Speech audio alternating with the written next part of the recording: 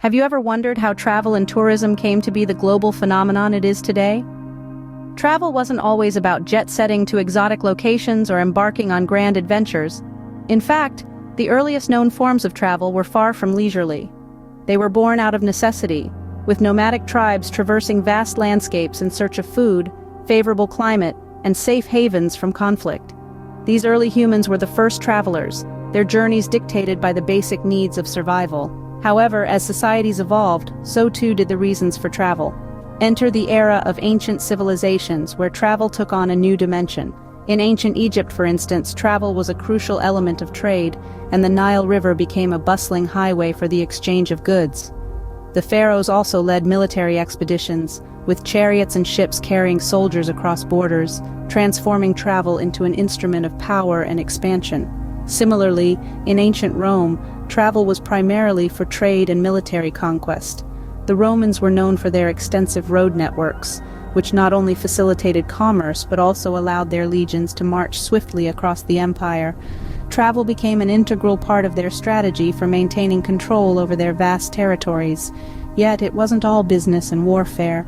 The Romans also traveled for pleasure, to their villas in the countryside or to the bustling city of Rome for the games. This marked one of the earliest instances of travel for leisure, a precursor to the tourism industry we know today. So, travel, in its earliest forms, served diverse purposes. From the essential quests for sustenance by the nomadic tribes, to the strategic maneuvers of ancient empires, and the first stirrings of leisure travel in Rome, the motivations behind travel were as varied as the landscapes these early travelers traversed. From survival to conquest, the reasons for travel in the early days were vastly different from what we know today. As societies evolved, so did the reasons for travel. The birth of leisure travel, a concept we might take for granted today, has a fascinating history that dates back to the times of the Roman Empire. Can you picture it? The Romans, known for their love of luxury and relaxation, were among the first to travel for pleasure, visiting their villas by the sea or in the mountains for a change of scenery, and to escape the hustle and bustle of urban life. As we move forward in time into the Middle Ages, the concept of leisure travel took on a different form, with religious pilgrimages becoming a popular reason for journeys. These weren't merely spiritual quests, but also opportunities for people to explore new lands, meet different cultures, and find a sense of adventure. Now let's take a leap forward to the 17th and 18th centuries. A new trend was emerging among the upper classes of Europe, a rite of passage known as the Grand Tour. Young men of means, often accompanied by their tutors, embarked on long trips across Europe. Their itinerary, the cultural hotspots of the era, from the art-filled corridors of Italy, the refined salons of Paris, to the ancient ruins of Greece, these journeys were seen as the ultimate educational experience, a way to round off their formal education. But the Grand Tour was more than an extended field trip. It was a social event, a chance to rub shoulders with the elite of foreign lands, to form connections and alliances, and even to find a suitable match. It was a symbol of status, an exhibition of wealth and sophistication. As we close this chapter, we stand on the brink of a new era. The Industrial Revolution was just around the corner, promising to change the face of travel forever. Leisure travel, once the privilege of the few, was about to become accessible to the many. The Industrial Revolution brought about significant changes in travel. This period, spanning the late 18th to early 19th centuries, was marked by a series of remarkable technological advancements. Among these were the steam engine and the railway system, inventions that revolutionized the way we moved across the world. Before this era, travel was slow, expensive, and often perilous. Journeys that would take us mere hours today could last weeks, even months. But with the advent of the steam engine, the world began to speed up. Steamships cut down ocean travel time significantly, making long-distance journeys more feasible and less daunting. Then came the railway system, a network of iron and steel that spanned across continents. Imagine, for the first time, people could traverse vast distances in a matter of days rather than weeks. The landscape of travel was changing, and it was changing fast. But it wasn't just about speed. The Industrial Revolution made travel more accessible. As industries boomed and wealth increased, a new social class emerged, the middle class. These were individuals who, while not rich, had disposable income and leisure time. And what better way to spend that time than to explore the world around them? This rise of the middle class coincided with another important development, the introduction of paid vacations. Yes, for the first time, workers were granted leave with pay, a concept we take for granted today. This allowed even more people to pack their bags and set off on adventures, giving birth to what we now know as modern tourism. From the steam engine to the railway system, from the rise of the middle class to paid vacations, the Industrial Revolution was a pivotal period in the history of travel. It transformed travel from a luxury for the few to a possibility for the many. The world was now smaller and travel was no longer a luxury, but a possibility for many. The 20th century brought us to the skies. It was a time of outstanding invention and discovery, a time that transformed our perception of distance and time. The advent of commercial air travel played a pivotal role in this transformation.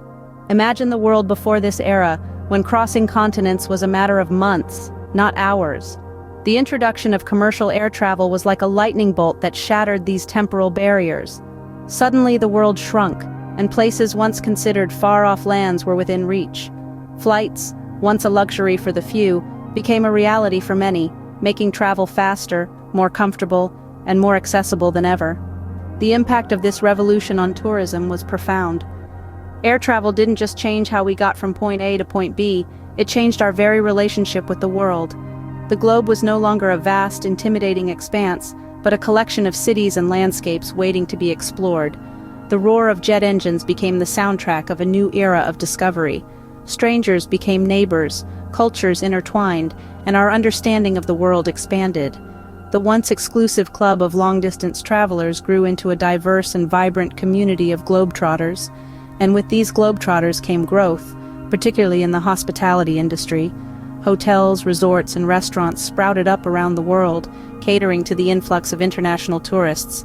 The industry boomed, creating jobs, stimulating economies, and fostering a global appreciation for travel and exploration. But this was just the beginning. As commercial air travel became more efficient and affordable, it paved the way for even more people to experience the thrill of jetting off to new destinations. It created a ripple effect, inspiring other sectors like the space tourism industry, pushing the boundaries of what's possible in travel. Air travel changed the game, making the world not just a possibility but a playground. It turned our blue planet into a global village, and its impact continues to shape the way we explore, experience, and understand our world. But what does the future hold for travel and tourism? As we traverse the precipice of innovation, we find ourselves standing on the brink of a new era of exploration. The future of travel, it seems, will be driven by two key factors: technology and sustainability.